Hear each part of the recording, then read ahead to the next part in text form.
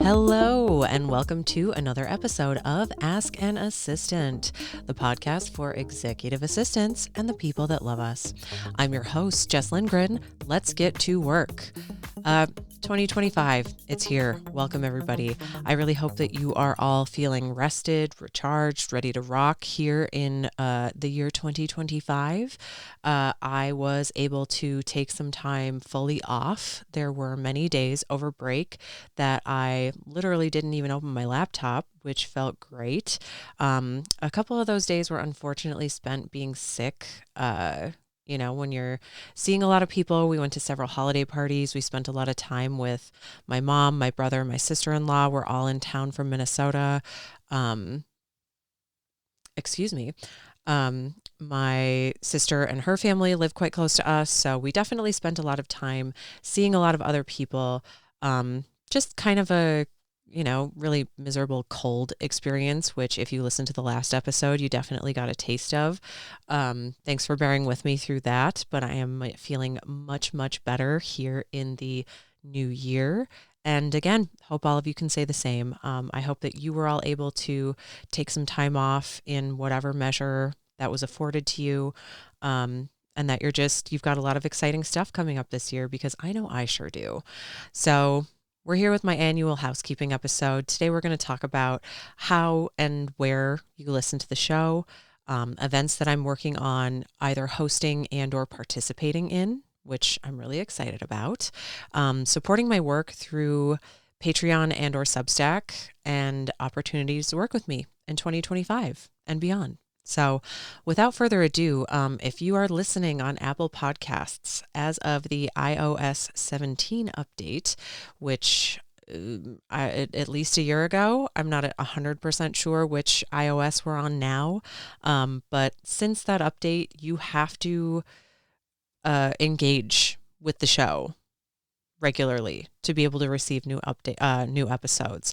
So it's something like, I look at my stats in Apple Podcasts, which I try really hard not to do because it's very easy to get really hung up on the numbers. But Apple Podcasts does tell you the number of people that are subscribed to the show. And I know that prior to 2024, when I was kicking out episodes here and there, or would go to Podcast Movement or other events and tell people, oh yeah, my show's coming soon, and then it just kind of never came. I have tons of people that are subscribed to the show, and those numbers do not match the downloads that different sources tell me. Again, I try really hard not to engage with those numbers because I don't know if anybody here is old enough to remember like the original blog counter widget that you could install, where you're just like, oh yeah, look at how many people visited my live journal, visited my MySpace page. Like, I think I got a lot of the obsessing about stats out of my system a long time ago because I am in my 40s. But that being said, Apple does show you, I mean, it's been a few months since I've even checked the back end of Apple, but it does show you the number of people who are subscribed, and it also shows you the number of people who are actively listening. So that's kind of a drag, like people that I met months or years or however long ago who, yeah, I'm excited about the show, who, because they haven't engaged with the show in quite some time, are not receiving those updated episodes. So if that's something, if you're enjoying what I'm putting out, I would so love it if you shared the show with your friends, with your colleagues, with anybody in the executive assistant world that you think might get a kick or some useful information out of the episodes that I'm making. I would really appreciate it. And again, if you're listening on Apple, just make sure that you're engaging, or honestly, think about a new podcasting app. Like, much as I don't love Apple deciding which shows that you get episodes from, they have added auto-generated transcripts, which I find fantastic. I am also old enough and have worked in the podcasting sphere long enough to remember having to choose a transcript app and how much we paid over the years for transcription. And as things moved from human transcription to AI transcription to now something like Apple Podcasts just adding transcripts right to the episode page, it's really great. Like, the technology, I hope we're not replacing too many human jobs, with technology, but it definitely has its pros and cons, to be sure. So in addition to transcripts, Apple Podcasts, they also added a web interface this year, which if you have a Mac, I'm pretty sure Apple Podcasts won't work on a PC, but you never know. Stranger things have happened. But if you're working on a Mac, the ability to pull up Apple Podcasts and listen to the show that way, if that's what you like, makes it a lot easier. I personally still love listening on Overcast, which allows me to set a custom number of episodes per show to keep.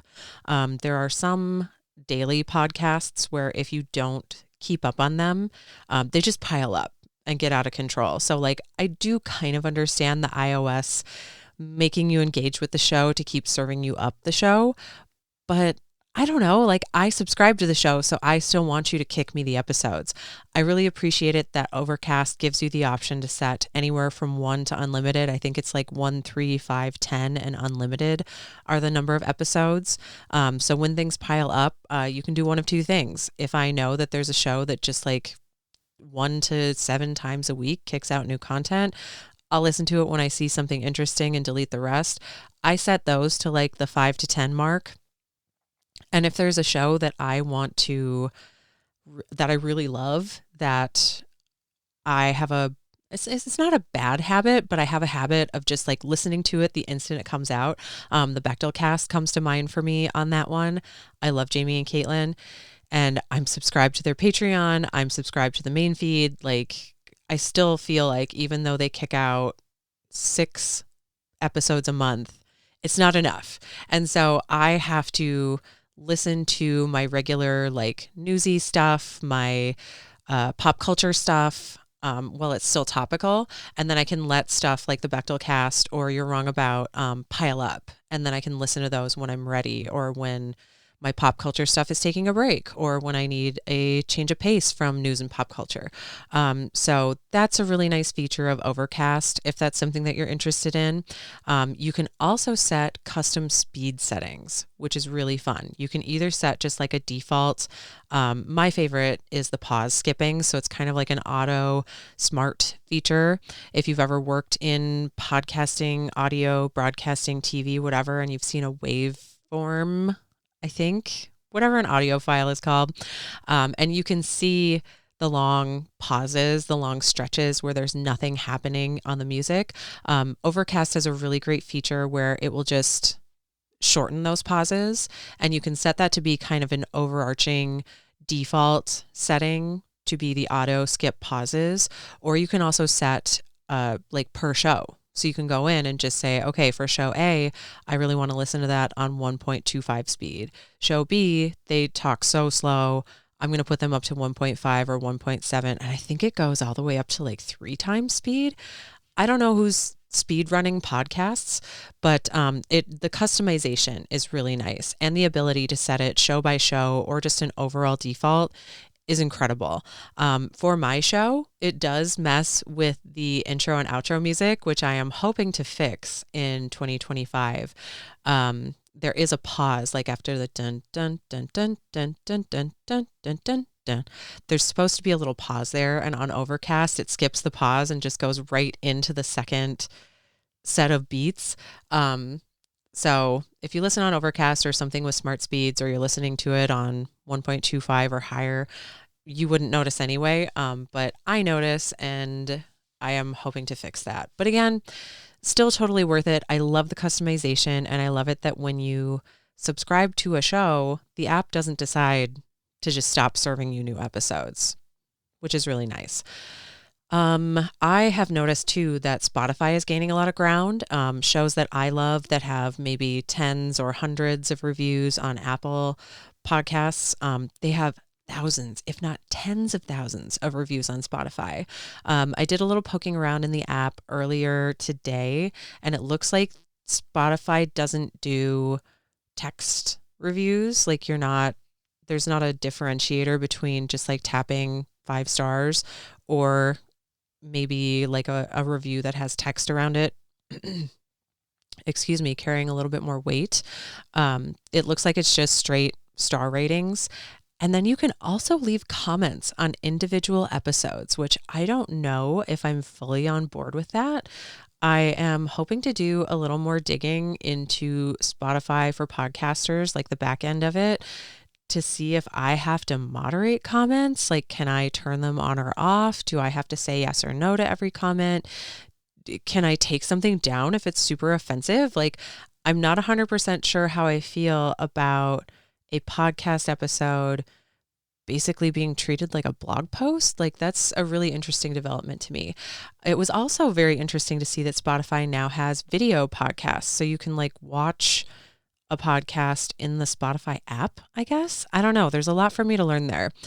The last place I'm going to suggest that you listen and or watch, if you are so inclined, like if it's something where you have a PC instead of a Mac, you can listen to the episodes on YouTube. Episodes every week are automatically updated via RSS to the YouTube channel. The channel is at Jess Lindgren. I believe it's youtube.com/@JessLindgren. And they just automatically are uploaded and show up under the podcast tab. Shifting gears just a little bit, I'm going to be doing several events this year. On January 30th, I am co-hosting a virtual event with Jeremy Burrows of the Leader Assistant podcast fame. We're going to be talking about recognizing, resisting, and recovering from burnout. You can find a link to that event to get further information and register if you are so inclined in the show notes. I'll be linking that there. If you follow me on LinkedIn, you can also see that information in one of my latest posts. In late March or early April, the date is still being hammered out. I will be hosting an event in San Diego surrounding social media marketing world. So look for details on that. In June, I'll be hosting an event in Tampa, Florida, and October, I'll be hosting an event in Seattle, Washington, two places I have never been that I am very excited to visit. I am working on collaborating with the team at IAAP and hope to attend the summit this summer in Chicago this July.